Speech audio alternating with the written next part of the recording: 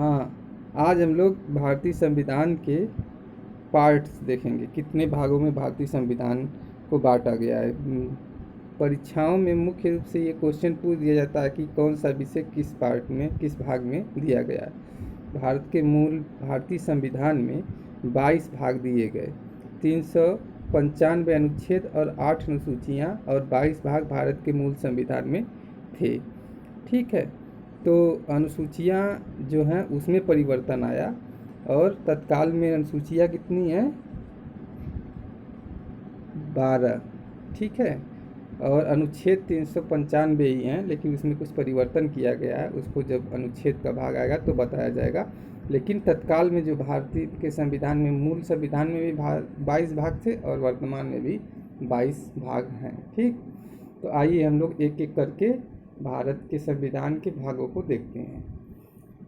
भाग 1 में कहा गया, भाग 1, देखिए जो लेखन होता है भारतीय संविधान के भागों का, वो रोमन अंक में होता है। उसको सदैव ध्यान में रखिएगा, उसी तरीके से याद किया जाता है। ठीक है, अगर उसको किसी और क्रम में याद करेंगे, नंबर वाइज याद करेंगे तो वो गड़बड़ा जाएगा, और परीक्षा में जो पूछता है वो रोमन अंक ही पूछता है। ठीक, तो इसी तरह हम देखते हैं भारतीय संविधान के भाग 1 में, जैसा कि हम लोग पहले ही पढ़ते हैं कि भारत और उसका राज्य क्षेत्र होगा। ठीक, भाग 1, अनुच्छेद 1 से लेके 4 तक।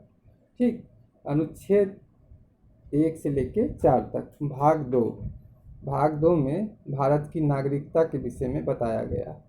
ठीक, भाग 3 में मौलिक अधिकार है। भाग 3 में मौलिक अधिकार है, अनुच्छेद 12 से लेके 35 तक। भाग 3 में मौलिक अधिकार, भाग 4 में नीति निर्देशक तत्व, और भाग 5 में भाग 4A है, और उसी में अनुच्छेद 51A जोड़कर मौलिक कर्तव्यों के बारे में बताया गया। भारत के संविधान में कितने मौलिक कर्तव्य हैं? 11 मौलिक कर्तव्य हैं। लेकिन पहले जब मौलिक कर्तव्य जोड़े गया भारत के संविधान में, तो उस समय 10 थे।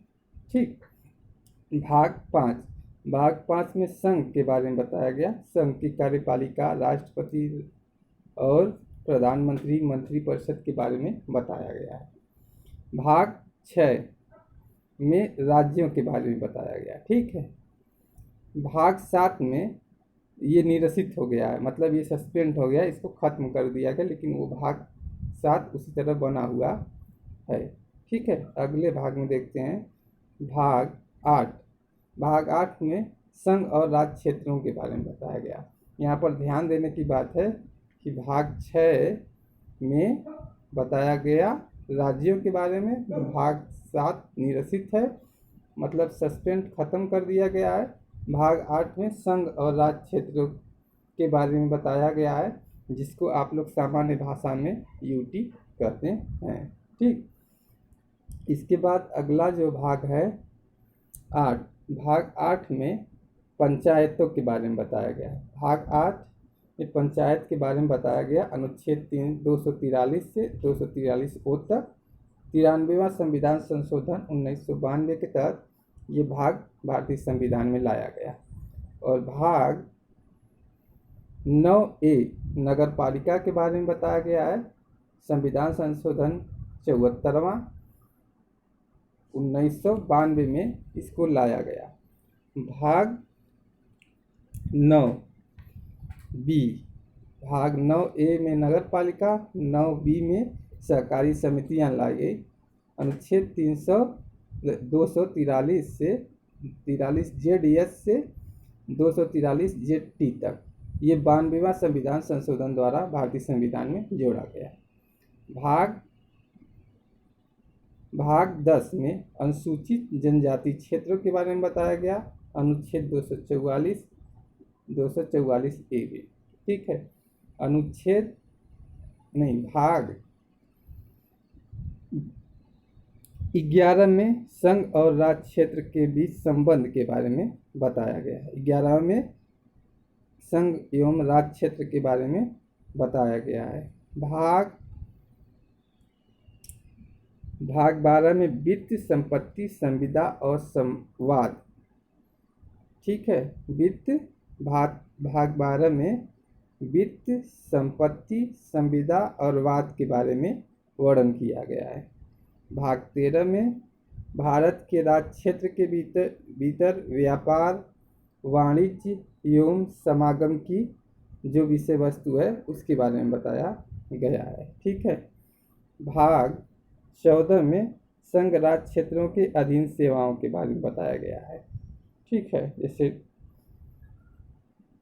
सिविल सर्विसेज के बारे में भाग 14 में बताया गया है और भाग 14A को उसी के अधीन अधिकरण के रूप में निर्मित किया गया।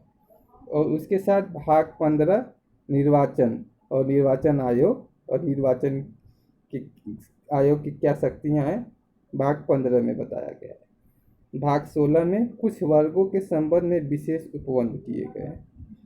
भाग 17 में राजभाषा 343 से 351 तक वर्णन किया गया कि राजभाषा के विषय में क्या क्या विषय वस्तु होगी।